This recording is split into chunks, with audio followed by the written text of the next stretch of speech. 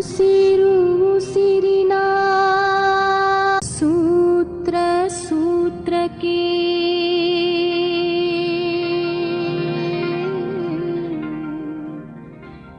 ಶಿವನ ಸ್ಮೃತಿಯೇ ತುಂಬಲಿ ತುಂಬಲಿ ಉಸಿರು ಉಸಿರಿನ ಸೂತ್ರ ಸೂತ್ರಕ್ಕೆ ಶಿವನ ಸ್ಮೃತಿಯೇ ತುಂಬಲಿ ಶುಭದ ಕರ್ಮದಿ ಪುಣ್ಯ ಧರ್ಮದಿ ಶುಭದ ಕರ್ಮದಿ ಪುಣ್ಯ ಧರ್ಮದಿ ಆತ್ಮ ಸಂಸ್ಕೃತಿ ಅರಳಲಿ ಆತ್ಮ ಸಂಸ್ಕೃತಿ ಅರಳಲಿ ಉಸಿರು ಉಸಿರಿನ ಸೂತ್ರ ಸೂತ್ರಕ್ಕೆ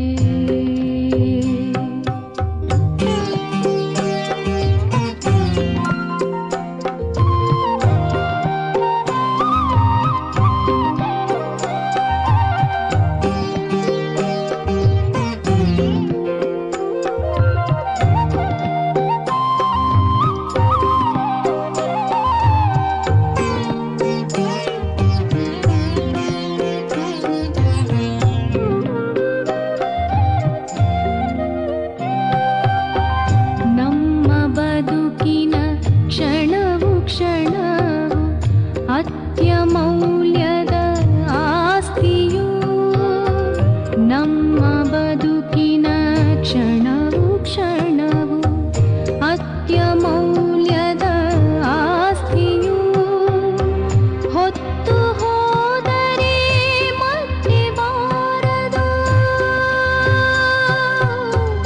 ಹೊತ್ತು ಹೋದರೆ ಮತ್ತೆ ಬಾರದು ಬರಲಿ ಯೋಗದ ರಕ್ಷೆಯು ಬರಲಿ ಯೋಗದ ರಕ್ಷೆಯು ಉಸಿರು ಉಸಿರಿನ ಸೂತ್ರ ಸೂತ್ರಕ್ಕೆ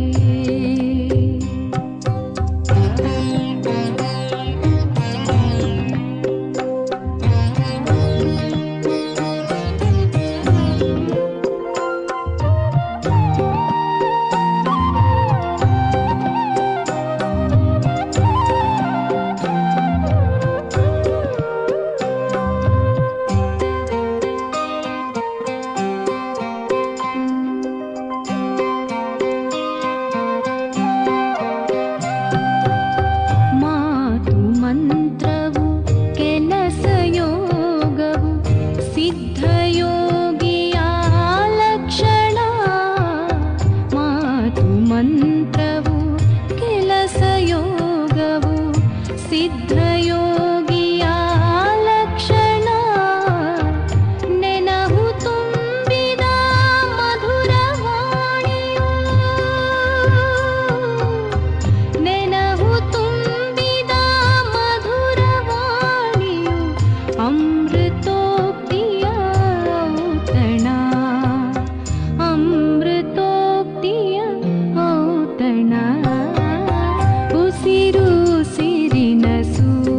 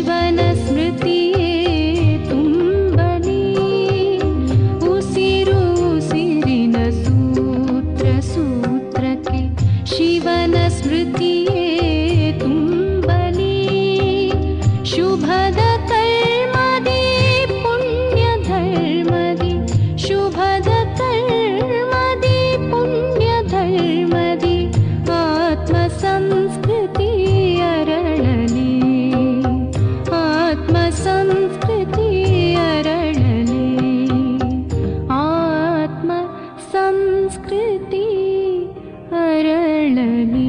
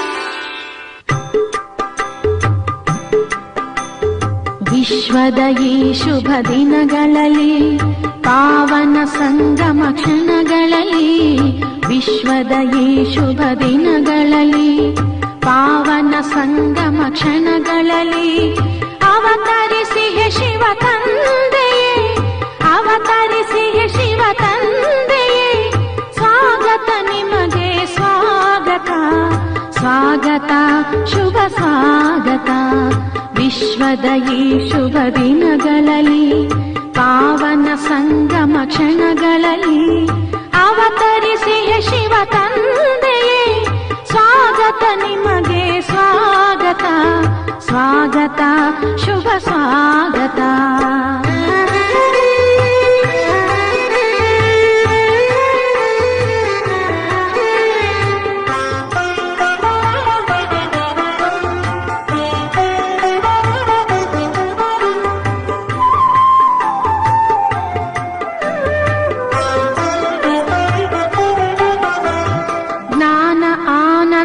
ಪ್ರೇಮ ಸಾಗರ ಚೈತನ್ಯ ಜ್ಯೋತಿರ್ಬಿಂದು ಸ್ವರೂಪ ಜ್ಞಾನ ಆನಂದ ಪ್ರೇಮ ಸಾಗರ ಚೈತನ್ಯ ಜ್ಯೋತಿರ್ಬಿಂದು ಸ್ವರೂಪ ಶ್ರೇಷ್ಠ ಕರ್ಮಗಳ ಭಾಗ್ಯ ವಿಧಾತ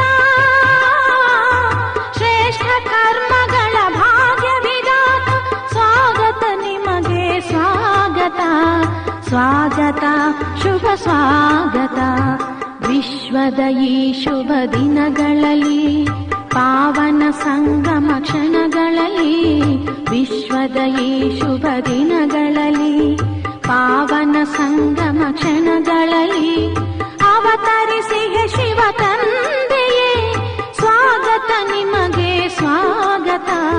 ಸ್ವಾಗತ ಶುಭ ಸ್ವಾಗತ.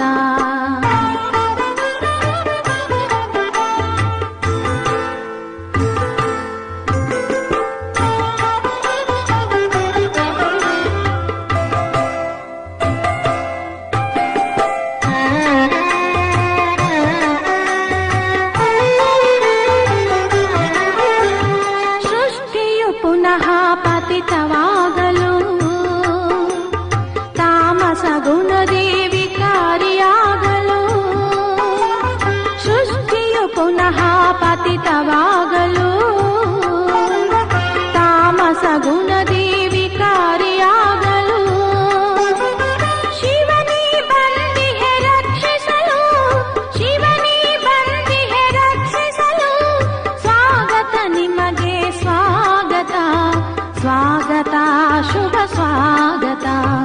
ವಿಶ್ವದ ಈ ಶುಭ ದಿನಗಳಲ್ಲಿ, ಪಾವನ ಸಂಗಮ ಕ್ಷಣಗಳಲ್ಲಿ, ವಿಶ್ವದ ಈ ಶುಭ ದಿನಗಳಲ್ಲಿ, ಪಾವನ ಸಂಗಮ ಕ್ಷಣಗಳಲ್ಲಿ ಅವತರಿಸಿಯೇ ಶಿವ ತಂದೆಯೇ, ಸ್ವಾಗತ ನಿಮಗೆ ಸ್ವಾಗತ, ಸ್ವಾಗತ ಶುಭ ಸ್ವಾಗತ.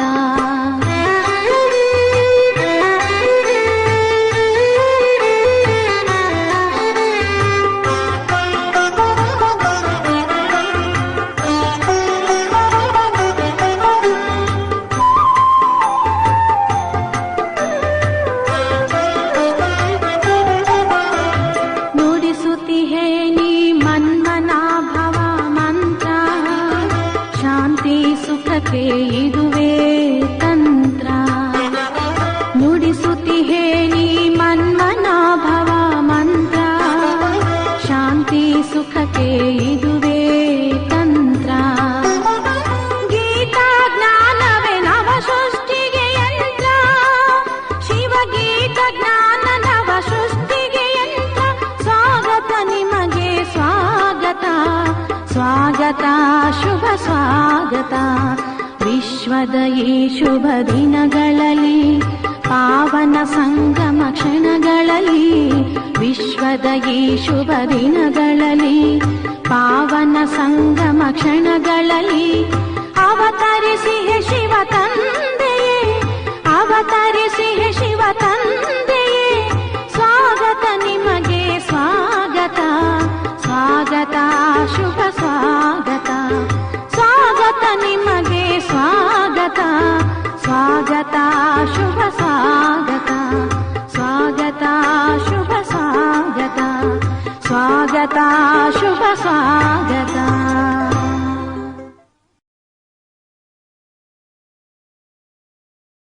ಶಾಂತಿ 15/4/71 ತಾರೀಕಿನ ಅವ್ಯಕ್ತ ಮಹಾವಾಕ್ಯಗಳಲ್ಲಿ ಬಾಬವರು ನಿನ್ನೆ ದಿನ ತ್ರಿಮೂರ್ತಿ ತಂದೆಯ ಮಕ್ಕಳ ತ್ರಿಮೂರ್ತಿ ಕರ್ತವ್ಯಗಳ ಬಗ್ಗೆ ಹೇಳ್ತಾ ಇದ್ರು. ಬಾಬಾ ತಿಳಿಸಿದ್ರು, ಕೊನೆಗೆ ಎಲ್ಲ ಆತ್ಮರು ಧರ್ಮಸ್ಥಾಪಕರೂ ಸಹ ನಿಮ್ಮ ಹತ್ತಿರ ಭಿಕ್ಷುಕರಾಗಿ ಬರೋರಿದ್ದಾರೆ. ಆಗ ನೀವು ಅವರಿಗೆ ಪರಮಾತ್ಮನ ಪರಿಚಯ ಮತ್ತು ಮನೆಗೆ ಹೋಗುವ ಸಂದೇಶ ಮಾತ್ರ ಕೊಡಲಿಕ್ಕಾಗ್ತದೆ. ವಿಸ್ತಾರವಾಗಿ ರಚನೆಯ ಜ್ಞಾನ ತಿಳಿಸ್ಲಿಕ್ಕೆ ಆಗೋದಿಲ್ಲ. ಅಷ್ಟನ್ನೇ ತಿಳ್ಕೊಂಡು ಅವರು ಆ ಜ್ಞಾನದ ಆಧಾರದಿಂದ ದ್ವಾಪರ ಯುಗದಲ್ಲಿ ಧರ್ಮಸ್ಥಾಪನೆಯ ಕೆಲಸ ಮಾಡ್ತಾರೆ ಅಂತ ಬಾಬಾ ಹೇಳಿದರು. 3 ರೀತಿಯ ಕರ್ತವ್ಯ ನೀವೇ ಮಾಡಬೇಕು. ಜ್ಞಾನದ ಮೂಲಕ ರಚನೆ, ಗುಣಗಳ ಮೂಲಕ ಪಾಲನೆ, ಯೋಗದ ಮೂಲಕ ವಿಕರ್ಮಗಳನ್ನು. ನಿಮ್ಮ ವಿಕರ್ಮಗಳು, ನಿಮ್ಮಲ್ಲಿ ಇರುವ ವಿಕಾರಿ ಸಂಸ್ಕಾರಗಳು ಮತ್ತು ಅನ್ಯರಲ್ಲಿ ಇರುವ ವಿಕಾರಿ ಸಂಕಲ್ಪ ಸಂಸ್ಕಾರಗಳನ್ನು ಸುಟ್ಟು ಹಾಕುವಂತಹ, ವಿನಾಶ ಮಾಡುವಂತಹ ಕೆಲಸ ನೀವೇ ಮಾಡಬೇಕಾಗಿದೆ ಅಂತಲೂ ಬಾಬಾ ತಿಳಿಸಿದರು. ಅದೇ ಮುರಳಿಯಲ್ಲಿ ಇವತ್ತು ಬಾಬಾ ಕೇಳ್ತಾ ಇದ್ದಾರೆ, ನೀವು ಮಹಾದಾನಿ ಆಗಿದ್ದೀರಾ, कितने प्रकार के दान करती हो, डबल दानी हो या ट्रिपल से भी ज़्यादा हो. ಬಂದಂಥ ನಿಮಿತ್ಯ ಶಿಕ್ಷಕಿಯರಿಗೆ ಬಾಬಾ ಕೇಳ್ತಾ ಇದ್ದಾರೆ, ನೀವು ಡಬಲ್ ದಾನಿ ಆಗಿದ್ದೀರಾ ಅಥವಾ 3 ಪ್ರಕಾರದ ತ್ರಿಬಲ್ ಜ್ಞಾನಿ ಆಗಿದ್ದೀರಾ, ಅಥವಾ ಅದಕ್ಕಿಂತನೂ ಹೆಚ್ಚಿನ ದಾನ, ವಿವಿಧ ಪ್ರಕಾರದ ದಾನ ಕೊಡುವಂಥವರಾಗಿದ್ದೀರಾ. ಮುಖ್ಯ 3 ದಾನ್ ಬತಾಯೆ. ಬಾಬವರು ನಮಗೆ ಮುಖ್ಯವಾಗಿ 3 ಪ್ರಕಾರದ ಜ್ಞಾನ ತಿಳಿಸಿಕೊಟ್ಟಿದ್ದಾರೆ. 3 ಪ್ರಕಾರದ ದಾನದ ಬಗ್ಗೆ ಜ್ಞಾನ ಕೊಟ್ಟಿದ್ದಾರೆ. ಏಕ ವಾಚಾ ದ್ವಾರ ಜ್ಞಾನ ಕಾ ದಾನ, ವಾಣಿಯ ಮೂಲಕ ಜ್ಞಾನದ ದಾನ. ಯೋಗ ದ್ವಾರ ಶಕ್ತಿಯೋಂ ಕಾ ದಾನ, ಯೋಗ ಅಥವಾ ಮನಸ ಸಂಕಲ್ಪದ ಮೂಲಕ ಶಕ್ತಿಗಳನ್ನು ದಾನ ಕೊಡುವುದು. और तीसरा कर्म द्वारा गुणों का दान, ಕರ್ಮಗಳ ಮೂಲಕ ನಮ್ಮ ಶ್ರೇಷ್ಠ ವರ್ತನೆಯ ಮೂಲಕ ಆಚರಣೆಯ ಮೂಲಕ ಗುಣಗಳನ್ನು ದಾನ ಮಾಡುವುದು.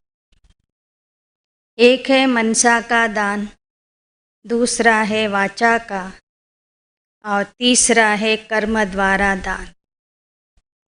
ಮೊದಲನೇದು ಮನಸ್ಸಿನ ಸಂಕಲ್ಪಗಳ ಮೂಲಕ ಮಾಡುವಂತಹ ದಾನ ಸುಖ ಶಾಂತಿ ಶಕ್ತಿಯ ದಾನ.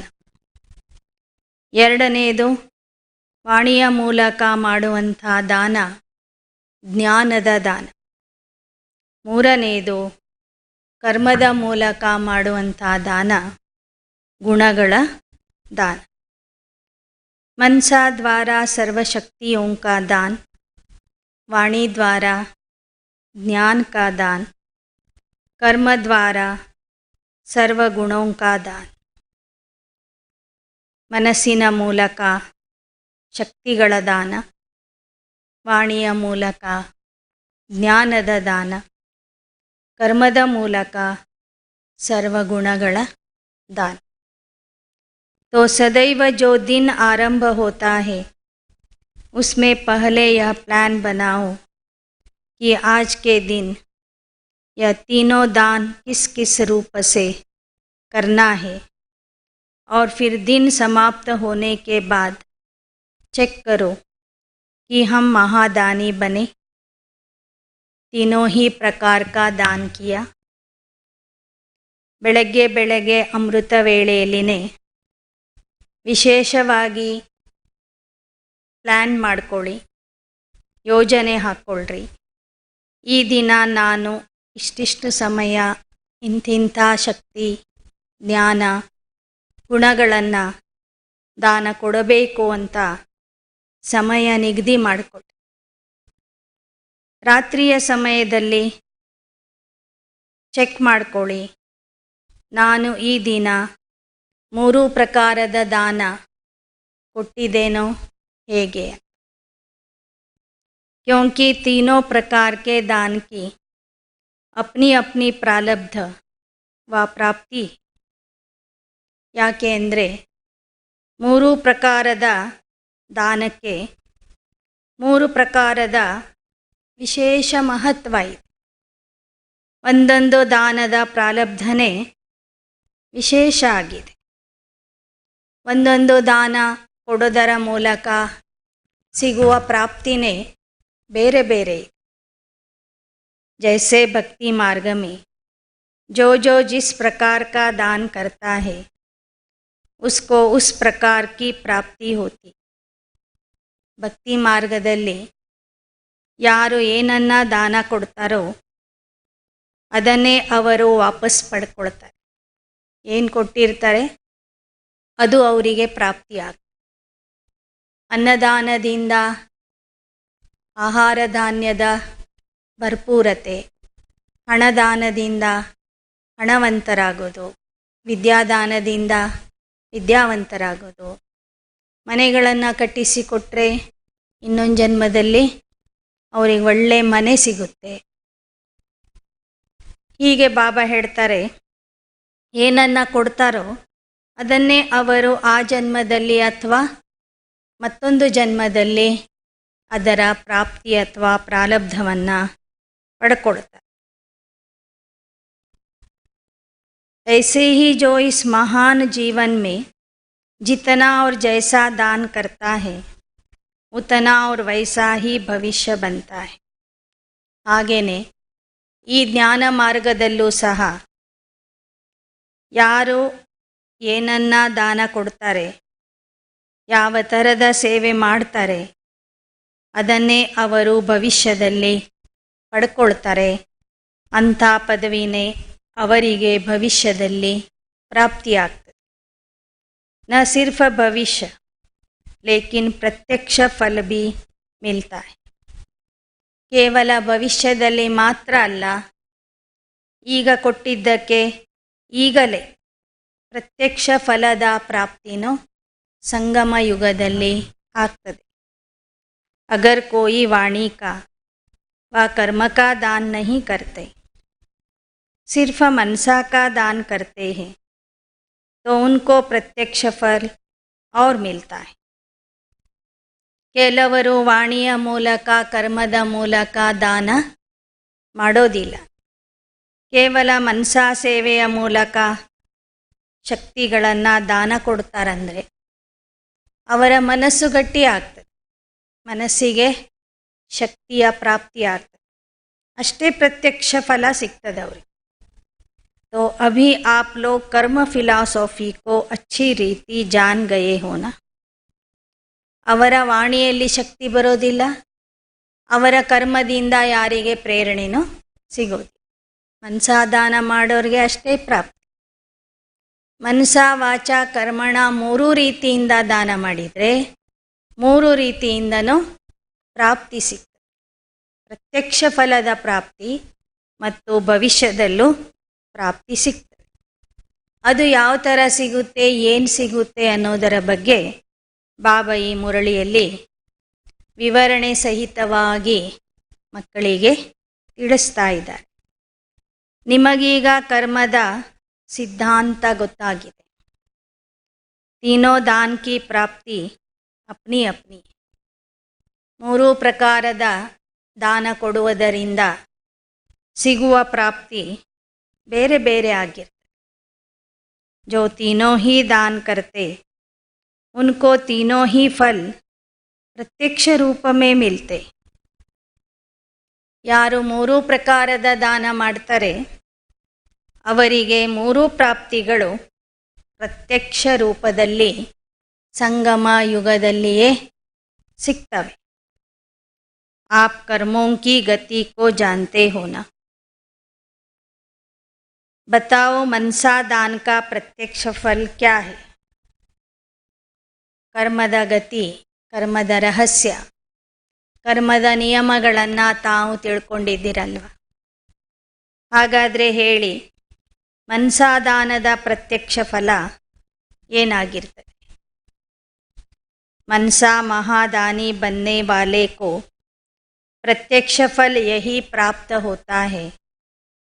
एक तो वह अपनी मनसा अर्थात संकल्पों के ऊपर एक सेकेंड में विजयी बनता है. मनसा ಸೇವೆ ಮಾಡುವಂಥವರ ಪ್ರಾಪ್ತಿ ಏನು ಅಂದರೆ, ಅವರು ಮನಸ್ಸಿನ ಮೇಲೆ ನಿಯಂತ್ರಣವನ್ನು ಪಡ್ಕೊಳ್ತಾರೆ. ತಮ್ಮ ಸಂಕಲ್ಪಗಳ ಮೇಲೆ ಕ್ಷಣದಲ್ಲಿ ವಿಜಯಿ ಆಗ್ತಾರೆ. और कितना भी कोई चंचल संकल्प वाला हो, एक सेकंड में विजयी बनता अर्थात संकल्पों के ऊपर विजयी बनने की शक्ति प्राप्त होती. ಅವರಿಗೆ ತಮ್ಮ ಚಂಚಲ ಮನಸ್ಸಿನ ಮೇಲೆ ಅಥವಾ ಚಂಚಲ ಸಂಕಲ್ಪಗಳನ್ನು ನಿಯಂತ್ರಣ ಮಾಡುವಂಥ ಶಕ್ತಿ, ಸಂಕಲ್ಪಗಳ ಮೇಲೆ ವಿಜಯಿ ಆಗುವಂಥ ಶಕ್ತಿಯ ಪ್ರಾಪ್ತಿಯಾಗ್ತದೆ. एक सेकंड में उनका मन एक संकल्प में न टिक सके, ऐसे चंचल संकल्प वाले को भी अपनी विजय की शक्ति में टेम्पररी टाइम के लिए शांत व चंचल से अचल बना देंगे.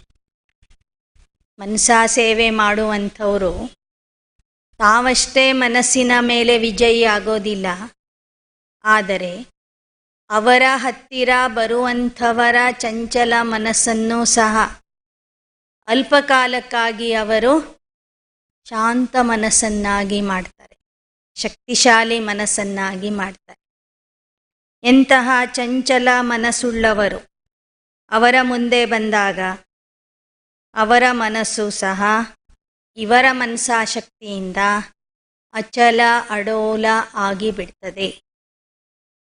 जैसे कोई भी दुख में तड़पते हुए को इंजेक्शन द्वारा बेहोश कर देते, उनके दुख की चंचलता खत्म हो जाती. ಹೇಗೆ ಶಾರೀರಿಕ ದುಃಖದಿಂದ ಚಡಪಡಿಸುತ್ತಿರುವ ಆತ್ಮರಿಗೆ ಡಾಕ್ಟರ್ಸ್ಗಳು ಇಂಜೆಕ್ಷನ್ ಕೊಟ್ಟು ಕ್ಷಣದಲ್ಲಿ ಬೇಹೋಶ್ ಮಾಡ್ತಾರೆ ಅಥವಾ ನೋವನ್ನು ಕಡಿಮೆ ಮಾಡ್ತಾರೆ. उनके दुख की चंचलता खत्म हो जाती. ऐसे ही मनसा द्वारा महादानी बनने वाला अपनी दृष्टि, वृत्ति और स्मृति की शक्ति से ऐसे ही उनको शांति का अनुभवी बना सकते हैं.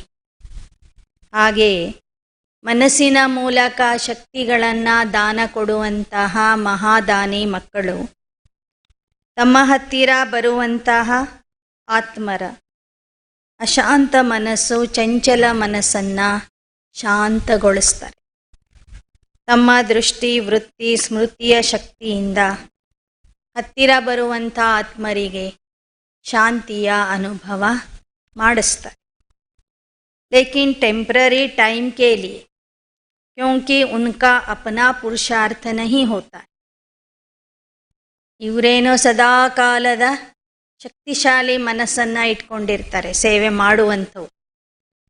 ಆದರೆ ಬರುವಂಥ ಆತ್ಮರಿಗೆ ಅಲ್ಪಕಾಲದ ಅನುಭವ ಮಾಡಿಸ್ತಾರೆ. ಯಾಕೆ ಅಂದರೆ ಅವರು ಪುರುಷಾರ್ಥ ಮಾಡಿರಲ್ಲ, ಇನ್ನೂ ಹೊಸದಾಗಿ ನಿಮ್ಮ ಹತ್ರ ಬಂದಿರ್ತಾರಷ್ಟೆ. लेकिन महादानी की शक्ति के प्रभाव से थोड़े समय के लिए वह अनुभव कर सकता है. ಆದರೆ ಮಹಾದಾನಿ ಮಕ್ಕಳ ಶಕ್ತಿಯ ಪ್ರಭಾವದಿಂದ ಬರುವಂಥ ಆತ್ಮರು ಸ್ವಲ್ಪ ಸಮಯದ ಶಾಂತಿಯನ್ನು, ಅಚಲ ಅಡೋಲತೆಯನ್ನು ಅನುಭವ ಮಾಡ್ತಾರೆ. तो जो मनसा के महादानी होंगे उनके संकल्प में इतनी शक्ति होती है, जो संकल्प किया उसकी सिद्धि मिली. ಮನಸಾ ಮಹಾದಾನಿ ಆತ್ಮಗಳ ಸಂಕಲ್ಪದಲ್ಲಿ ಎಷ್ಟು ಶಕ್ತಿ ಇರ್ತದೆ ಅಂದರೆ ಅವರು ಯಾವ ಸಂಕಲ್ಪ ಮಾಡ್ತಾರೋ ಅದು ಸಿದ್ಧಿಯಾಗಿ ಬಿಡ್ತದೆ. तो मनसा महादानी संकल्पों की सिद्धि को प्राप्त करने वाला बन जाता. ಮನಸ್ಸಿನ ಮೂಲಕ ಶಕ್ತಿಗಳನ್ನು ದಾನ ಕೊಡುವಂತಹ ಮಹಾದಾನಿ ಮಕ್ಕಳು ತಮ್ಮ ಸಂಕಲ್ಪಗಳ ಸಿದ್ಧಿಯನ್ನು ಪ್ರಾಪ್ತಿ ಮಾಡಿಕೊಳ್ತಾರೆ. ಅವರ ಸಂಕಲ್ಪಗಳು ಸಫಲ ಆಗ್ತವೆ, ಸಿದ್ಧಿ ಆಗ್ತವೆ. ಜहाँ संकल्प को चाहे वहाँ संकल्पों को टिका सकते. ಅಂತಹ ಮಕ್ಕಳು ತಮ್ಮ ಸಂಕಲ್ಪಗಳನ್ನು ಯಾವ ಸ್ಥಳದಲ್ಲಿ, ಯಾವ ಸ್ಥಿತಿಯಲ್ಲಿ, ಎಷ್ಟು ಸಮಯ ಸ್ಥಿರ ಮಾಡಬೇಕು ಅಂತ ಸಂಕಲ್ಪ ಮಾಡ್ತಾರೋ ಅಷ್ಟು ಸಮಯ ಆ ಸ್ಥಿತಿಯಲ್ಲಿ ಅವರೇನನ್ನು ಬಯಸ್ತಾರೋ ಅಂಥ ಸಂಕಲ್ಪಗಳನ್ನೇ ಅವರು ರಚನೆ ಮಾಡ್ತಾರೆ. जब संकल्प को विनाश करना चाहे तो विनाश कर सकते. ಬೇಡವಾದಂಥ ಸಂಕಲ್ಪಗಳನ್ನು, ವ್ಯರ್ಥ ಸಂಕಲ್ಪಗಳನ್ನು, ಕೆಟ್ಟ ಸಂಕಲ್ಪಗಳನ್ನು ಕ್ಷಣದಲ್ಲಿ ಅವರು ವಿನಾಶ ಮಾಡ್ತಾರೆ.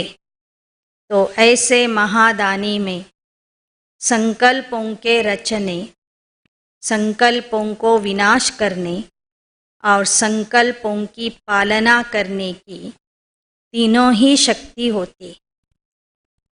ಮನಸಾ ಮಹಾದಾನಿ ಮಕ್ಕಳಲ್ಲಿ ಶ್ರೇಷ್ಠ ಸಂಕಲ್ಪಗಳನ್ನು ರಚನೆ ಮಾಡುವಂಥ ಶಕ್ತಿ ಇರ್ತದೆ, ಕನಿಷ್ಠ ಸಂಕಲ್ಪಗಳನ್ನು ವಿನಾಶ ಮಾಡುವಂಥ ಶಕ್ತಿ ಇರ್ತದೆ, ಮತ್ತು ಅವಶ್ಯಕ ಸಮರ್ಥ ಸಂಕಲ್ಪಗಳ ಪಾಲನೆ ಮಾಡುವಂತಹ ಶಕ್ತಿನೂ ಇರ್ತದೆ. ಸ್ಥಾಪನೆ, ಪಾಲನೆ, ವಿನಾಶದ ಕಾರ್ಯ ಅವರು ಮಾಡಿಬಿಡ್ತಾರೆ. ಸಂಕಲ್ಪಗಳ ವಿಷಯದಲ್ಲಿ ಸ್ಥಾಪನೆ, ಪಾಲನೆ, ವಿನಾಶದ ಕಾರ್ಯ ಮಾಡ್ತಾರೆ. ಯಹ ಹೇ ಮನಸಾ ಕಾ ಮಹಾದಾನ. ಇದು ಮನಸ್ಸಿನ ಮೂಲಕ ದಾನ ಕೊಡುವಂತಹ महादान आगे. ऐसे ही समझो मास्टर सर्वशक्तिवान का प्रत्यक्ष स्वरूप दिखाई देता है. ಯಾರು ಮನಸ್ಸಿನ ಮೂಲಕ ಶಕ್ತಿಗಳನ್ನು ದಾನ ಕೊಡ್ತಾರೆ ಅವರಲ್ಲಿ ಮಾಸ್ಟರ್ ಸರ್ವಶಕ್ತಿವಾನ್ ಸ್ವರೂಪ ಏನಿದೆ ಪ್ರತ್ಯಕ್ಷವಾಗಿ ಕಾಣಿಸ್ತಾ ಇರ್ತದೆ. ಅಂದರೆ ಅವರು ಮಾಸ್ಟರ್ ಸರ್ವಶಕ್ತಿವಾನ್ ಆಗಿರ್ತಾರೆ. वह हो गया मास्टर सर्वशक्तिमान. और जो वाचा के महादानी है उनको क्या मिलता. ಹಾಗಾದರೆ ವಾಣಿಯ ಮೂಲಕ ಜ್ಞಾನದ ದಾನ ಮಾಡುವಂತಹ ಮಹಾದಾನಿ ಮಕ್ಕಳಿಗೆ ಯಾವ ಪ್ರತ್ಯಕ್ಷ ಫಲದ ಪ್ರಾಪ್ತಿಯಾಗ್ತದೆ. ವಹ ಹೇ ಮಾಸ್ಟರ್ ನಾಲೆಜ್ಫುಲ್. ಅಂತಹ ಮಕ್ಕಳು ಮಾಸ್ಟರ್ ಜ್ಞಾನ ಸಾಗರ ಆಗಿರ್ತಾರೆ. ಉನ್ಕೆ ಏಕ ಏಕ ಶಬ್ದಕ್ಕೆ ಬಹುತ್ ವ್ಯಾಲ್ಯೂ ಹೋತಿ. ಅವರು ಆಡುವ ಒಂದೊಂದು ಶಬ್ದ ಬಹಳ ಬೆಲೆ ಬಾಳುವಂಥದ್ದಾಗಿರ್ತದೆ, ಅಮೂಲ್ಯ ಆಗಿರ್ತದೆ. ಏಕ ರತ್ನ ಕಿ ವ್ಯಾಲ್ಯೂ ಅನೇಕ ರತ್ನೋं से अधिक होती. ಅವರು ಆಡುವ ಒಂದೊಂದು ಶಬ್ದ ಅಂದರೆ ಒಂದೊಂದು ರತ್ನ ಆಗಿರ್ತದೆ. ಜ್ಞಾನದ ದಾನ ಮಾಡ್ತಾರೆ ಅಂದರೆ ಜ್ಞಾನದ ಒಂದೊಂದು ಶಬ್ದ ಒಂದೊಂದು ರತ್ನ ಆಗಿರ್ತದೆ. ಹೀಗೆ ತಮ್ಮ ವಾಣಿಯ ಮೂಲಕ ಅವರು ಅನೇಕ ರತ್ನಗಳನ್ನು, ಜ್ಞಾನ ರತ್ನಗಳನ್ನು ದಾನ ಕೊಡ್ತಾರೆ. वाचा द्वारा तुम रत्नों का दान करते हो ना, तो जो ज्ञान रत्नों का दान करते हैं उनका एक एक रत्न इतना वैल्यूएबल हो जाता है जो उनके एक एक वचन सुनने के लिए अनेक आत्माएं प्यासी होती. ज्ञान रत्नಗಳನ್ನು ದಾನ ಕೊಡುವಂಥ ಮಕ್ಕಳ ಒಂದೊಂದು ವಚನ, ಒಂದೊಂದು ಶಬ್ದನೂ ರತ್ನ ಆಗಿರ್ತದೆ. ಆ ಒಂದೊಂದು ವಚನ ಕೇಳೋದಕ್ಕಾಗಿ ಅನೇಕ ಬಾಯಾರಿದ ಆತ್ಮರು ಅವರ ಹತ್ತಿರ ತಾವಾಗಿ ಬರ್ತಾರೆ. ಅನೇಕ ಪ್ಯಾಸಿ ಆತ್ಮಾओं की प्यास बुझाने वाला एक वचन बन जाता है. ಬಾಯಾರಿಸಿದ ಆತ್ಮರ ಬಾಯಾರಿಕೆಯನ್ನು ನೀಗಿಸುವಂತಹ ವಚನ ಅವರದ್ದಾಗಿರ್ತದೆ. ಯಾರು ವಾಣಿಯ ಮೂಲಕ ಜ್ಞಾನ ದಾನ ಮಾಡ್ತಾರೆ ಅವರ ಒಂದೊಂದು ವಚನ ಅನೇಕ ಬಾಯಾರಿಸಿದ ಆತ್ಮರ ಬಾಯಾರಿಕೆಯನ್ನು ನೀಗಿಸುವಂಥದ್ದಾಗಿರ್ತದೆ. ಮಾಸ್ಟರ್ ನಾಲೆಜ್ಫುಲ್, वैल्यूएबल और तीसरा फिर सेंसिबल बन जाता है. ಹೀಗೆ ವಾಣಿಯ ಮೂಲಕ ಜ್ಞಾನ ರತ್ನಗಳನ್ನು ದಾನ ಮಾಡುವಂಥವರು ಇದೇ ಸಂಗಮ ಯುಗದಲ್ಲಿ ಒಂದು ಮಾಸ್ಟರ್ ಜ್ಞಾನ ಸಾಗರ ಆಗ್ತಾರೆ. ಎರಡನೇದು ಅವರು ಅಮೂಲ್ಯ ರತ್ನ, ವ್ಯಾಲ್ಯೂಯೇಬಲ್ ಆಗ್ತಾರೆ.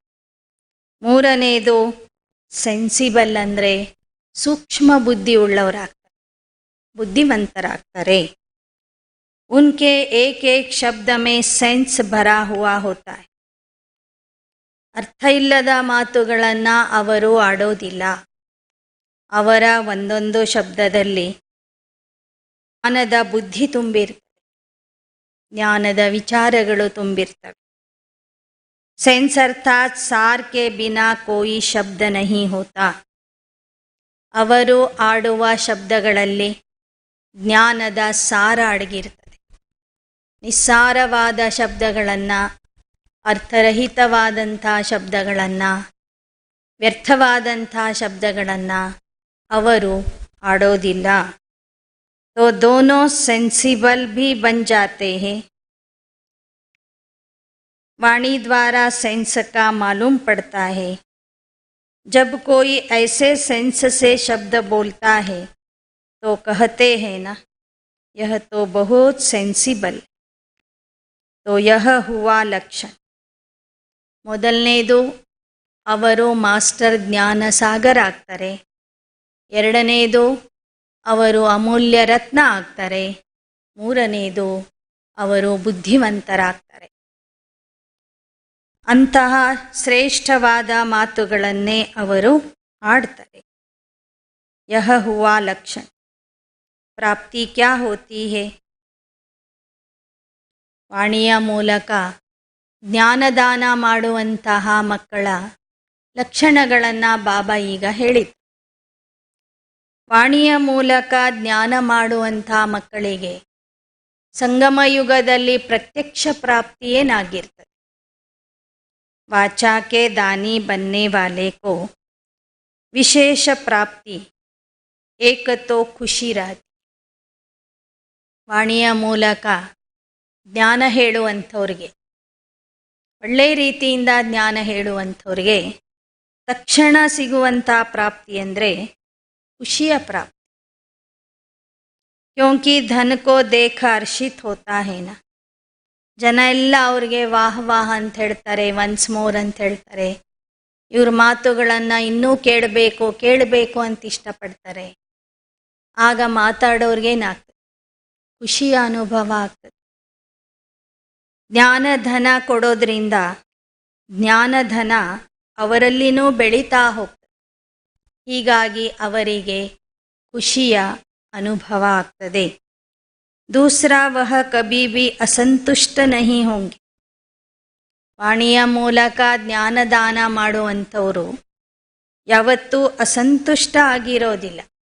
ಸದಾ ಖುಷಿಯಲ್ಲಿ ಇರ್ತಾರೆ, ಸದಾ ಸಂತುಷ್ಟ ಆಗಿರ್ತಾರೆ. ಕ್ಯೋಂಕಿ ಖಜಾನಾ ಭರ್ಪೂರ್ ಹೋನೆ ಕೆ ಕಾರಣ, कोई अप्राप्त वस्तु न होने के कारण सदैव संतुष्ट और हर्षित रहेंगे. ಯಾಕೆ ಅಂದರೆ ಜ್ಞಾನ ಕೊಡೋದ್ರಿಂದ ಅವರಲ್ಲಿ ಜ್ಞಾನದ ಖಜಾನೆ ಭರ್ಪೂರಾಗಿದೆ. ಜ್ಞಾನದ ಖಜಾನೆ ಭರ್ಪೂರಾಗಿರುವ ಕಾರಣ ಅವರಲ್ಲಿ ಯಾವುದೇ ವಿಷಯದ ಅಪ್ರಾಪ್ತಿ ಇರೋದಿಲ್ಲ. ಹೀಗಾಗಿ ಅವರು ಸದಾ ಸಂತುಷ್ಟ, ಸದಾ ಹರ್ಷಿತ ಸ್ಥಿತಿಯಲ್ಲಿ ಇರ್ತಾರೆ. ಉನ್ಕಾ ಏಕ್ ಏಕ್ ಬೋಲ್ ತೀರ ಸಮಾನ್ ಲಗೇಗ. ಅವರು ಆಡುವ ಒಂದೊಂದು ಶಬ್ದ ಬಾಣದ ರೀತಿಯಲ್ಲಿ ಜನರ ಮೇಲೆ ಪ್ರಭಾವ ಮಾಡ್ತದೆ. ಜಿಸ್ಕೋ ಜೋ ಬೋಲೆಂಗೆ ಉನ್ಕೋ ವಹ ಲಗ್ ಜಾಯೆ. ಯಾರಿಗೇನು ಹೇಳಬೇಕು ಅಂತ ನೋಡಿ ಅವ್ರು ಮಾತಾಡ್ತಾರೆ, ಆ ಶಬ್ದ ಅವರಿಗೇನು ಮಾಡ್ತದೆ? ಟಚ್ ಆಗ್ತದೆ, ಅವ್ರು ಸಂತುಷ್ಟ ಆಗ್ತಾರೆ, ಆ ಮಾತು ಅವರಿಗೆ ಅನ್ವಯಿಸ್ತದೆ. ಉನ್ಕೆ ಬೋಲ್ ಪ್ರಭಾವಶಾಲಿ ಹೋತೆ. ಅವರ ಮಾತುಗಳು ಪ್ರಭಾವಶಾಲಿಯಾಗಿರ್ತವೆ. ವಾಣಿ ಕಾ ದಾನ್ ಕರ್ನೆ ಸೆ ವಾಣಿ ಮೇ ಬಹುತ್ ಗುಣ ಆ ಜಾತೆ. ವಾಣಿಯ ಮೂಲಕ ಜ್ಞಾನ ದಾನ ಮಾಡುವಂಥವರಲ್ಲಿ ಅನೇಕ ಗುಣಗಳ ಧಾರಣೆನೂ ಸಹಜವಾಗಿ ಆಗಿಬಿಡುತ್ತೆ. अवस्था में सहज ही खुशी की प्राप्ति हो.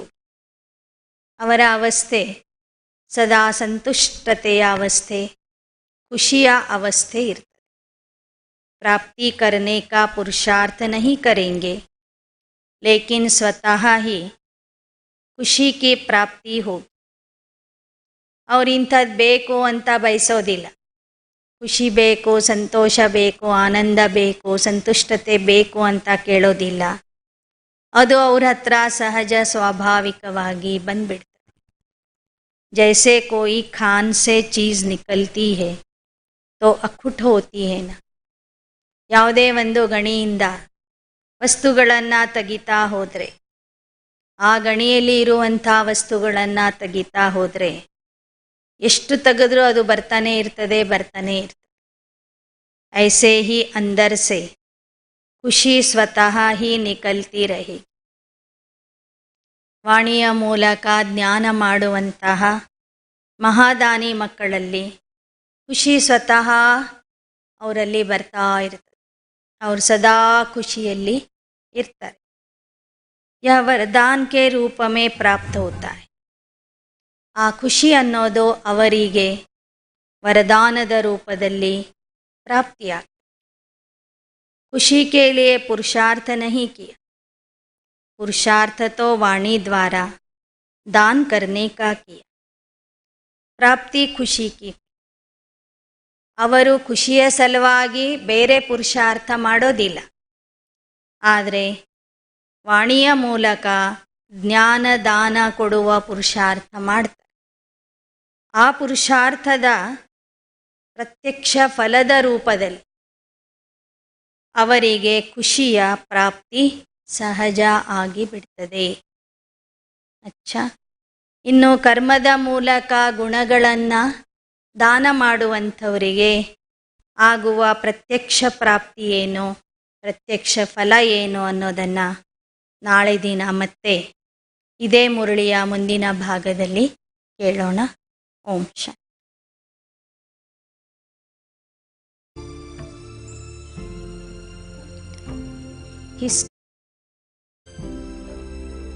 ಬರುತ್ತಿದ್ದೇನೆ.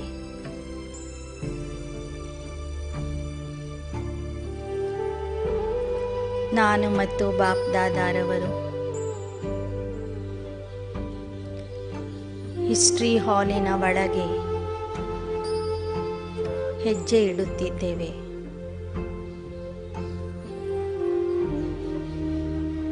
ಒಳಗೆ ಪ್ರವೇಶ ಮಾಡುತ್ತಿದ್ದಂತೆ ಬಾಪ್ ದಾದಾರವರು ಅಲ್ಲಿ ಇರುವಂಥ ಪೀಠದ ಮೇಲೆ ವಿರಾಜಮಾನ ಆಗಿದ್ದಾರೆ.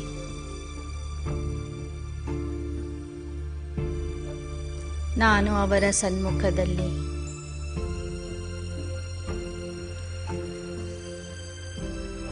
ಆದರ್ಶ ವಿದ್ಯಾರ್ಥಿಯಾಗಿ ಕುಳಿತಿದ್ದೇನೆ.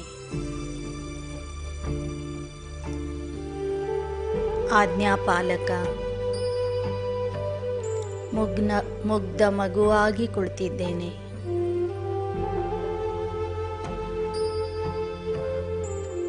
ಬಾಪ್ ದಾದಾರವರು ಪ್ರೀತಿಯಿಂದ ನನಗೆ ನೋಡುತ್ತಿದ್ದಾರೆ.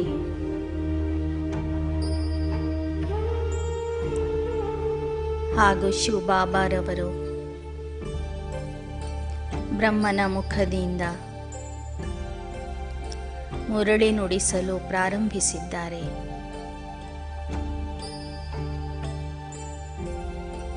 ಜ್ಞಾನಸಾಗರ ತಂದೆ ಸಾಕಾರದಲ್ಲಿ ಬಂದು ಬ್ರಹ್ಮ ಮುಖದಿಂದ ಮುರಳಿ ಉಚ್ಚರಿಸುತ್ತಿರುವ ಈ ದೃಶ್ಯವನ್ನು ನೋಡಿ ನನಗೆ ಬಹಳ ಖುಷಿಯಾಗುತ್ತಿದೆ. ರೋಮಾಂಚನೆ ಆಗುತ್ತಿದೆ. ಆ ಮುರಳಿಯನ್ನು ನಾನು ಆನಂದದಿಂದ ಖುಷಿಯಿಂದ ಆಲಿಸುತ್ತಿದ್ದೇನೆ.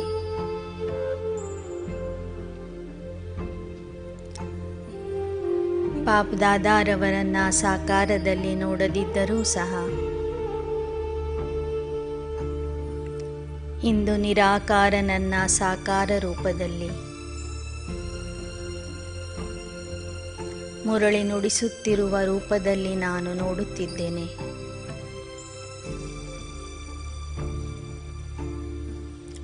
ಬಾಪ್ ದಾದಾರವರು ಮುರಳಿಯನ್ನು ಮುಗಿಸಿ ಮಕ್ಕಳಿಗೆ ನಮಸ್ತೆ ಹೇಳಿ ಮತ್ತೆ ಪ್ರೀತಿಯಿಂದ ದೃಷ್ಟಿ ಕೊಡುತ್ತಿದ್ದಾರೆ.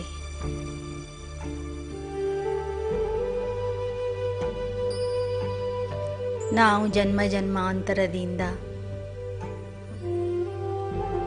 ಆ ಭಗವಂತನಿಗೆ ನೈವೇದ್ಯ ಮಾಡುತ್ತಾ ಬಂದಿದ್ದೇವೆ. ಆದರೆ ಸ್ವತಃ ಭಗವಂತ ಈ ದಿನ ನನಗೆ ತಮ್ಮ ಕೈಯಿಂದ ಬಾಯಲ್ಲಿ ಪ್ರಸಾದವನ್ನು ಇಡುತ್ತಿದ್ದಾರೆ, ಟೋಲಿ ತಿನ್ನಿಸುತ್ತಿದ್ದಾರೆ.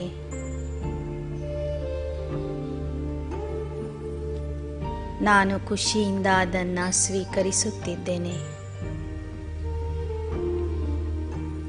ಬಾಪ್ ದಾದಾರವರು ಎಲ್ಲ ಮಕ್ಕಳಿಗೂ ಸಹ ಅದೇ ರೀತಿಯಲ್ಲಿ ಟೋಲಿಯನ್ನು ಹಂಚಿ ವಿಶೇಷವಾಗಿ ನನ್ನ ಕೈಯನ್ನು ಹಿಡಿದು ನನಗೆ ಇಡೀ ಸಭಾಗೃಹವನ್ನು ತೋರಿಸುತ್ತಿದ್ದಾರೆ.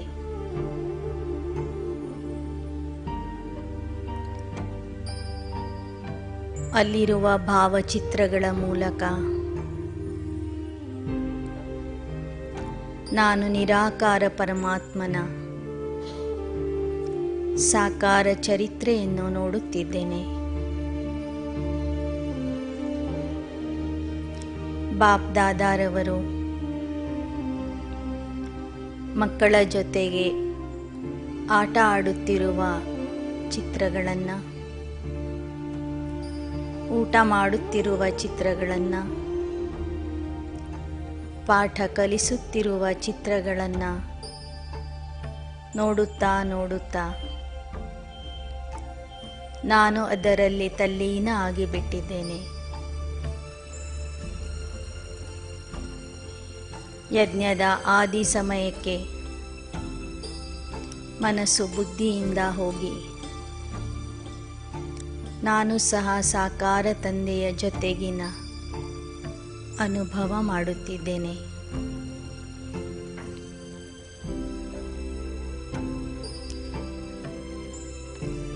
ಬಾಪ್ ದಾದಾರವರ ಮಹಾವಾಕ್ಯವನ್ನು ನೆನ್ಪು ಮಾಡಿಕೊಳ್ಳಿ. ಮಕ್ಕಳೇ, ನಿಮಗೆ ವ್ಯರ್ಥದಿಂದ ಮುಕ್ತಿ ಬೇಕಾದರೆ ನನ್ನ ಹಿಸ್ಟ್ರಿ ಹಾಲಿಗೆ ಬನ್ನಿ, ನನ್ನ ಜೊತೆಗೆ ಇರುವ ಅನುಭವ ಮಾಡಿರಿ.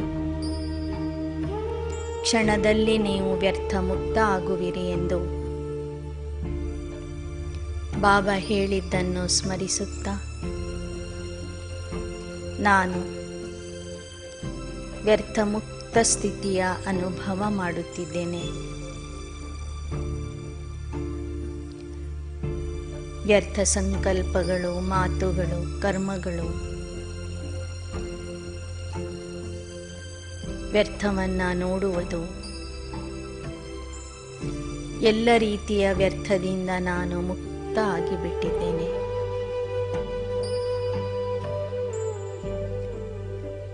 ಬಾಪ್ ದಾದಾರವರು ನನಗೆ ವ್ಯರ್ಥ ಮುಕ್ತ ಆಗಿ ಸದಾ ಸಮರ್ಥ ಭವದ ವರದಾನ ಕೊಡುತ್ತಿದ್ದಾರೆ.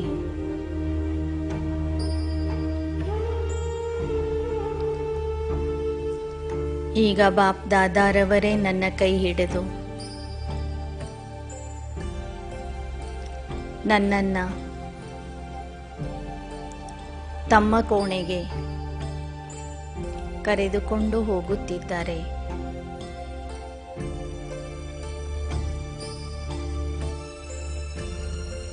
ಇದು ಬಾಪ್ ದಾದಾರವರು ವಾಸ ಮಾಡುತ್ತಿರುವ ಕೋಣೆ. ವಿಶೇಷ ತಪಸ್ಸು ಮಾಡುತ್ತಿರುವ ಕೋಣೆ. ನಿರಾಕಾರ ಪರಮಾತ್ಮನ ಸಾಕಾರದಲ್ಲಿ ಬಂದು ಕರ್ಮ ಮಾಡಿದ ಕರ್ಮಭೂಮಿ, ಬ್ರಹ್ಮ ಬಾಬಾರವರು ವಿಶೇಷ ತಪಸ್ಸನ್ನ ಮಾಡಿದ ತಪಸ್ಯಾ ಭೂಮಿ,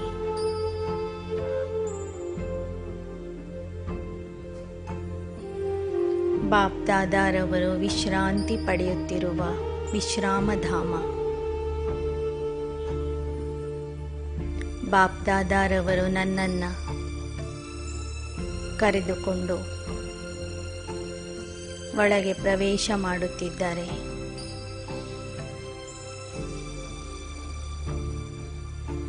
ಕ್ಷಣದಲ್ಲಿ ಬಾಪ್ ದಾದಾರವರು ಎದುರಿಗೆ ಇರುವ ಟ್ರಾನ್ಸ್ಲೈಟ್ನಲ್ಲಿ ಸೆಟ್ ಆಗಿದ್ದಾರೆ. ಈಗ ನಾನು ಎದುರಿನಲ್ಲಿ ಇರುವ ಆ ಟ್ರಾನ್ಸ್ಲೈಟಲ್ಲಿ ಚೈತನ್ಯ ರೂಪದಲ್ಲಿ ಬಾಪ್ ದಾದಾರವರನ್ನ ನೋಡುತ್ತಿದ್ದೇನೆ.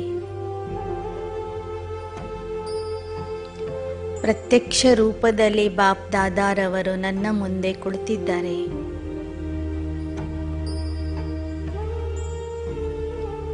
ನನಗೆ ವರದಾನದ ದೃಷ್ಟಿಯನ್ನು ಕೊಡುತ್ತಿದ್ದಾರೆ.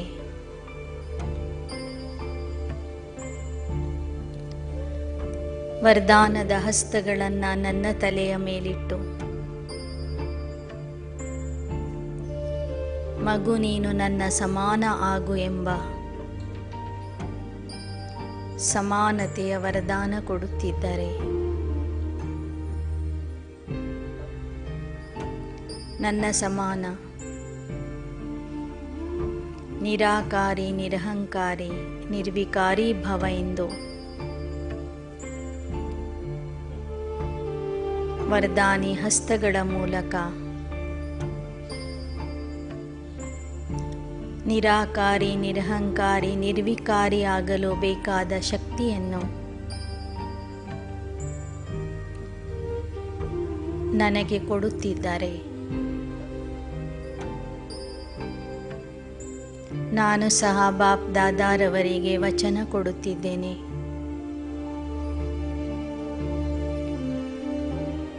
ಸಂಗಮ ಯುಗದಲ್ಲಿ ನಾನು ಬ್ರಹ್ಮ ತಂದೆಯ ಸಮಾನ ಪುರುಷಾರ್ಥ ಮಾಡಿ ಅವರಂತೆಯೇ ಪಾಸ್ವೇತಾನರಾಗಲು ತೀವ್ರ ಪುರುಷಾರ್ಥ ಮಾಡುತ್ತೇನೆ. ಹೆಜ್ಜೆ ಹೆಜ್ಜೆಗೂ ಬ್ರಹ್ಮ ತಂದೆಯನ್ನ ಅನುಕರಣೆ ಮಾಡುತ್ತಾ ಬ್ರಹ್ಮ ಬಾಬಾ ಹೇಗೆ ಶಿವ ತಂದೆಯ ಸಮಾನ ಆದರೂ ಹಾಗೆ ನಾನು ಸಹ ಬಾಪ್ ದಾದಾರವರ ಸಮಾನ ಆಗುತ್ತೇನೆ ಎಂಬ ಮಾತನ್ನ ಬಾಪ್ ದಾದಾರವರ ಕೈ ಹಿಡಿದು ಅವರ ಮುಂದೆ ಹೇಳಿರಿ. ದೃಢ ಸಂಕಲ್ಪ ಮಾಡ್ರಿ.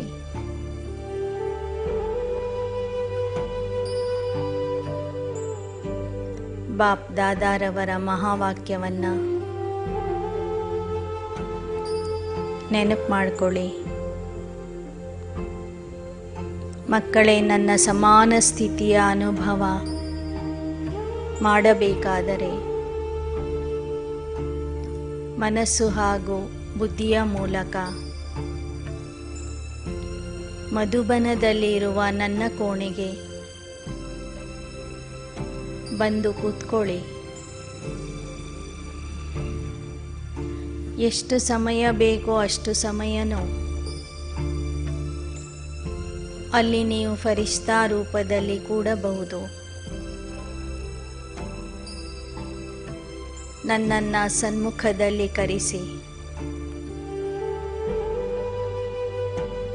ಸಮಾನ ಸ್ಥಿತಿಯ ಅನುಭವ ಮಾಡಬಹುದು ಎಂಬ ಬಾಪ್ ದಾದಾರವರ ಮಹಾವಾಕ್ಯದ ಪ್ರಕಾರ ಈ ದಿನ ನಾನು ಬಾಪ್ ದಾದಾರವರ ಸನ್ಮುಖದಲ್ಲಿ ಕುಳಿತು ಸಂಗಮ ಯುಗದ ನನ್ನ ಗುರಿಯಾಗಿರುವಂತಹ ಬಾಪ್ ದಾದಾರವರ ಸಮಾನ ಸ್ಥಿತಿಯ ಸಂಪೂರ್ಣ ಸ್ಥಿತಿಯ ಅನುಭವ ಮಾಡುತ್ತಿದ್ದೇನೆ.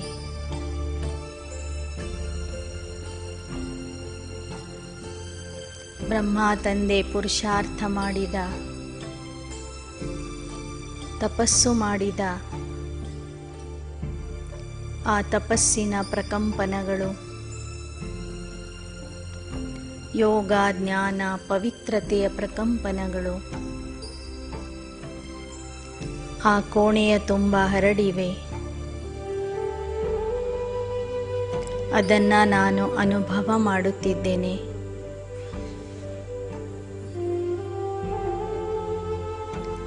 ಈಗ ನಾನು ಬಾಪ್ ದಾದಾರವರ ಕೈ ಹಿಡಿದು ಅಲ್ಲಿಯೇ ಸಮೀಪದಲ್ಲಿರುವ ಬಾಪ್ ದಾದಾರವರ ಕುಟೀರಕ್ಕೆ ಹೋಗುತ್ತಿದ್ದೇನೆ.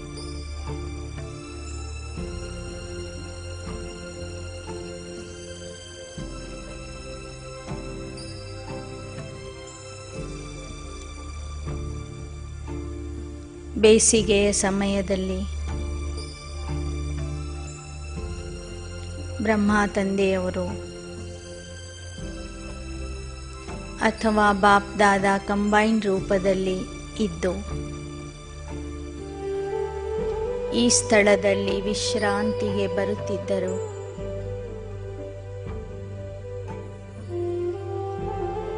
ಅಲ್ಲಿಯ ತಂಪಾದ ವಾತಾವರಣವನ್ನು ಅನುಭವಿಸುತ್ತಾ ಮಕ್ಕಳಿಗೆ ಪತ್ರಗಳನ್ನು ಬರೆಯುತ್ತಿದ್ದರು. ಮಧ್ಯ ಮಧ್ಯದಲ್ಲಿ ಮಕ್ಕಳ ಜೊತೆಗೆ ಚಿಟ್ ಚಾಟ್ ಮಾಡುತ್ತಿದ್ದರು. ಅಂಥ ಸ್ಥಳಕ್ಕೆ ನಾನೀಗ ಬಂದಿದ್ದೇನೆ. ಕುಟೀರದಲ್ಲಿ ಪ್ರವೇಶ ಮಾಡುತ್ತಿದ್ದಂತೆ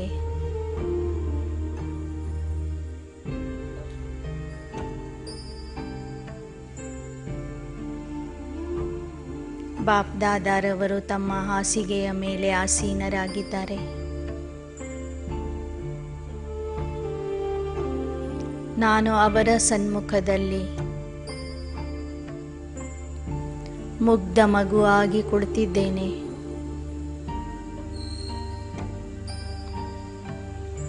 ಬಾಪ್ ದಾದಾರವರು ಪ್ರೀತಿಯಿಂದ ನನಗೆ ನೋಡುತ್ತಿದ್ದಾರೆ.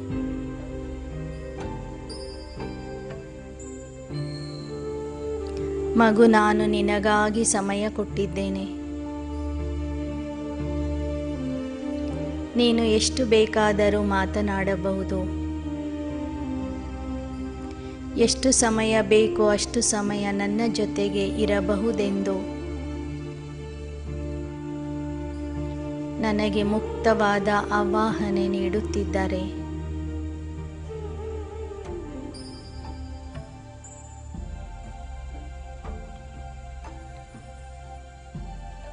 ಬಾಪ್ ದಾದಾರವರ ಆ ಮಾತನ್ನು ಕೇಳಿ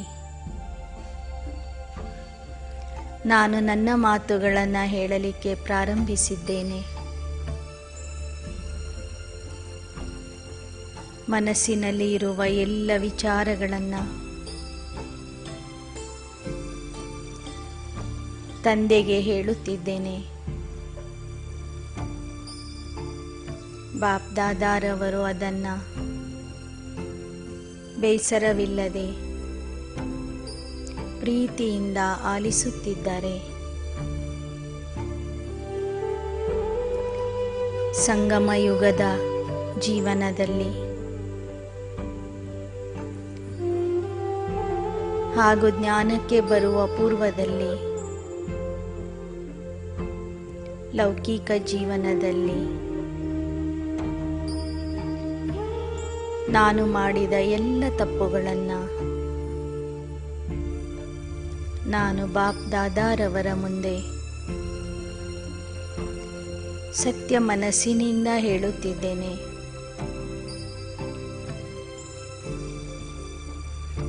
ನನ್ನ ಎಲ್ಲ ಲೋಪದೋಷಗಳನ್ನು, ದುರ್ಬಲತೆಗಳನ್ನು ತಂದೆಯ ಮುಂದೆ ಹೇಳಿಕೊಳ್ಳುತ್ತಿದ್ದೇನೆ. ಈಗ ಬಾಪ್ ದಾದಾರವರು ಕ್ಷಮಾಸಾಗರ ಆಗಿ ಕ್ಷಮಾ ದೃಷ್ಟಿಯಿಂದ ನನ್ನನ್ನು ನೋಡುತ್ತಿದ್ದಾರೆ. ನನ್ನ ತಲೆಯ ಮೇಲೆ ಕೈ ಆಡಿಸುತ್ತಾ, ಮಗು ಚಿಂತಿಸಬೇಡ, ಸದಾ ನನ್ನ ನೆನಪಿನಲ್ಲಿ ಇರು. ಜೀವನದಲ್ಲಿ ಒಮ್ಮೆ ಮಾಡಿದ ತಪ್ಪನ್ನು ಮತ್ತೊಮ್ಮೆ ಮಾಡಬೇಡ ಎಂದು ಎಚ್ಚರಿಕೆ ಕೊಡುತ್ತಿದ್ದಾರೆ.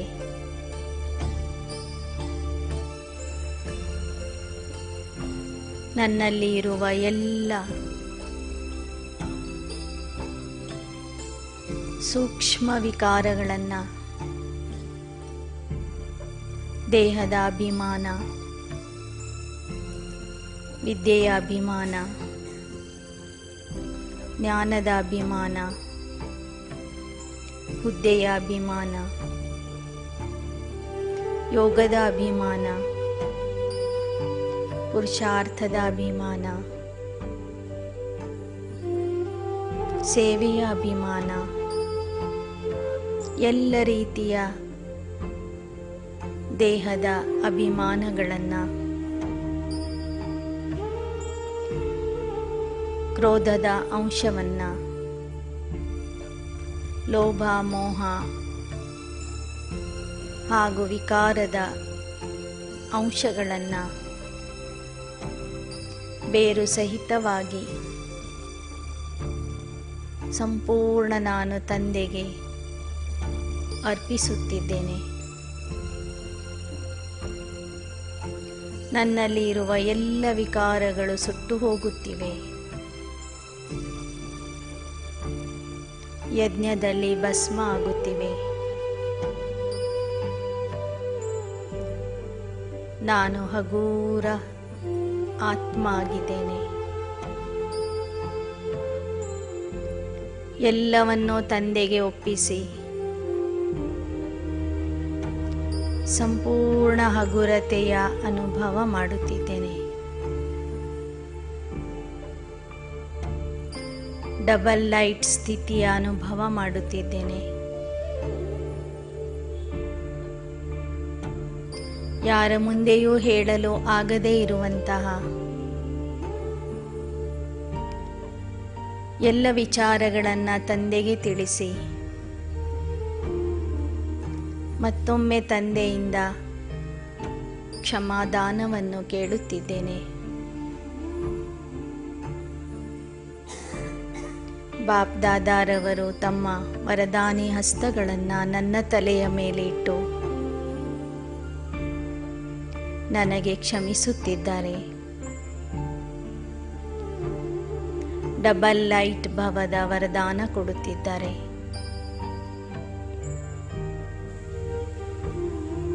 ನನಗೆ ನಾನು ಟ್ರಸ್ಟಿ ಎಂದು ತಿಳಿದು, ನಿಮಿತ್ತ ಎಂದು ತಿಳಿದು, ನಾನು ಸೇವೆಗೆ ಸಿದ್ಧನಾಗಿದ್ದೇನೆ.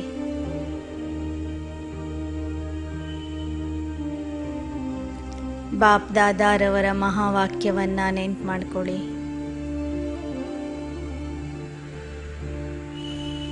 ನಿಮ್ಮ ಮನಸ್ಸಿನ ಎಲ್ಲ ವಿಚಾರಗಳನ್ನು ಒಪ್ಪಿಸಲು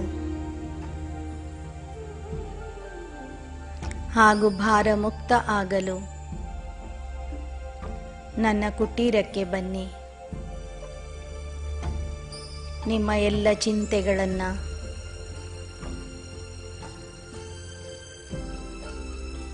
ನನಗೆ ಒಪ್ಪಿಸಿರಿ. ಎಲ್ಲ ಮಾತುಗಳನ್ನು ನನ್ನ ಹತ್ತಿರ ಹೇಳಿರಿ ಹಾಗೂ ಹಗೂರಾಗಿ ಹೋಗಿರಿ ಎಂಬ ಮಹಾವಾಕ್ಯದ ಅನುಸಾರವಾಗಿ ನಾನೀಗ ತಂದೆಯ ಸನ್ಮುಖದಲ್ಲಿ ಹಗೂರ ಆತ್ಮ ಆಗಿ ಕುಳಿತಿದ್ದೇನೆ. ಸಂಪೂರ್ಣ ಹಗುರತೆಯ ಅನುಭವ ಮಾಡುತ್ತಿದ್ದೇನೆ.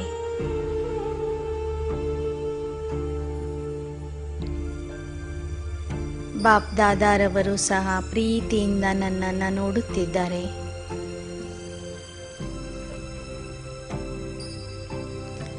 ಈಗ ನಾನು 4 ಧಾಮಗಳ ಯಾತ್ರೆಯನ್ನು ಮುಗಿಸಿ ಅವ್ಯಕ್ತ ಬಾಪ್ ದಾದಾರವರಿಗೆ ಧನ್ಯವಾದಗಳನ್ನು ತಿಳಿಸುತ್ತಾ ಎಲ್ಲ ಅನುಭವಗಳನ್ನು ಮನದಲ್ಲಿ ಸಂಗ್ರಹಿಸಿಕೊಂಡು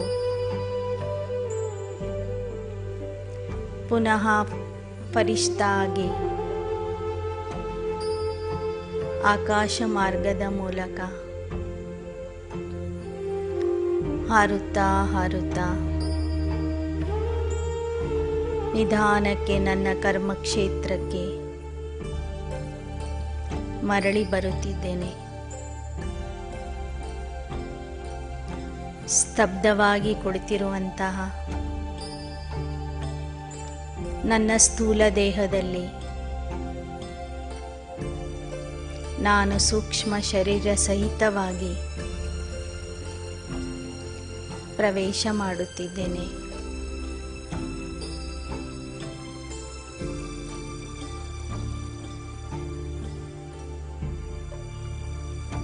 ಈಗ ನಾನು ಹಣೆಯ ಮಧ್ಯದಲ್ಲಿರುವ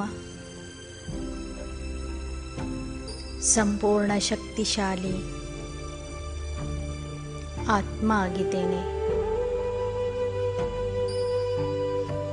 ವ್ಯರ್ಥದಿಂದ ಮುಕ್ತ ಆಗಿರುವ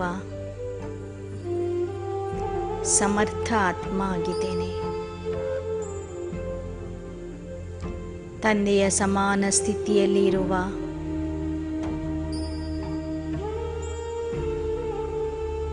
ಸಂಪೂರ್ಣ ಸ್ವರೂಪಿಯಾಗಿರುವಂತಹ ಆತ್ಮ ಆಗಿದ್ದೇನೆ.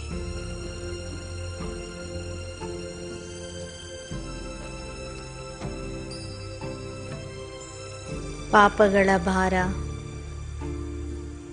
ಚಿಂತೆಗಳ ಭಾರ, ವಿಕಾರಗಳ ಭಾರವನ್ನು ಮಧುಬನದಲ್ಲಿಯೇ ಸುಟ್ಟಾಕಿ ಬಂದಿರುವಂಥ ಹಗೂರ ಆತ್ಮ ಆಗಿದ್ದೇನೆ.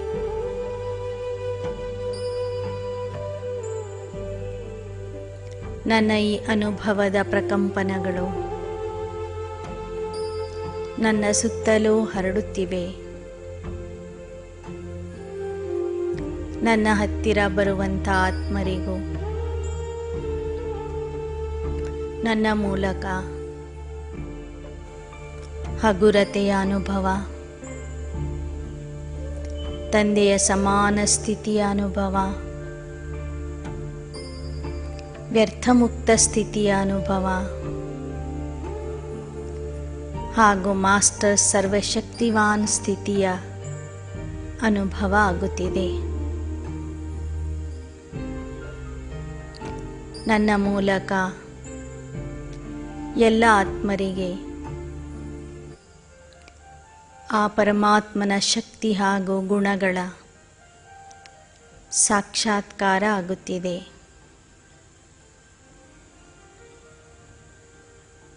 ಎಲ್ಲರೂ ನನ್ನನ್ನು ಸಾಕ್ಷಾತ್ಕಾರ ಮೂರ್ತಿಯ ರೂಪದಲ್ಲಿ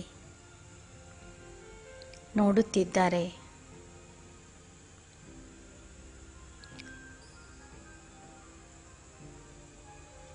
ನಾಲ್ಕು ಧಾಮಗಳ ಯಾತ್ರೆ ಮಾಡಿ ಬಂದಿರುವಂತಹ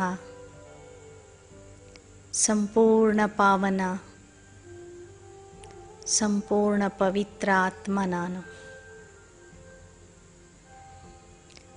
ಆ ಪವಿತ್ರತೆಯ ತರಂಗಗಳು ಸಹ ನನ್ನ ಸುತ್ತಲೂ ಹರಡುತ್ತಿವೆ. ಓಂ ಶಾಂತಿ ಶಾಂತಿ ಶಾಂತಿ.